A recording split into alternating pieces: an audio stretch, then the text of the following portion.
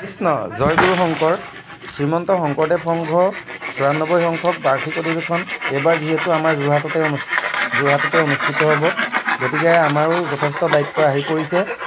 দক্ষিণ যোৰহাট আঞ্চলিকৰ সকলো প্ৰাথমিকৰ বাপসকলে একত্ৰিত হৈ আজি এয়া বাঁহ কাটি থকা হৈছে শিবিৰ নিৰ্মাণৰ বাবে। আমিও বাপসকলৰ লগত সহযোগ কৰিছোঁ। এয়া বাপসকলে বাঁহ আনি আছে আৰু কিছু বাপে বাঁহ কাটি আছে। আমিও ভিডিঅ' বনোৱাই নহয়, আমিও বাঁহ কাটিলোঁ, বহুখিনি বাঁহ কাটিলোঁ। সকলোৱে পাল পাতি পাতি কাম কৰি আছে। তাৰ পাছতে ওচৰৰে বাপ এজনৰ ঘৰত চাহ খাবৰ বাবে সকলো আমি একেলগ হ'লোঁ। এটা সুন্দৰ মুহূৰ্ত।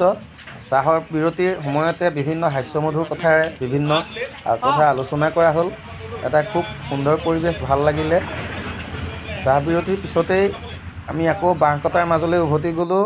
আমাৰ প্ৰাথমিকৰ সভাপতি পবিত্ৰ কুমাৰ দত্ত ডাঙৰীয়া আৰু আমাৰ প্ৰাক্তন সম্পাদক মৃদুল বৰা ডাঙৰীয়াই এয়া বাঁহ কাটি আছে। অকল বাঁহেই নহয়, যিহেতু যথেষ্ট সংখ্যক খেৰ প্ৰয়োজন হ'ব, ওচৰৰে পথাৰ এখনত আইসকলে নৰা কাটি আছিলে। আমিও অলপ নৰা কাটিলোঁ আইসকলৰ লগত। এয়া নৰা কাটিলোঁ, কেইবামুঠাও কাটি আনি আছোঁ আমি জেগালৈ।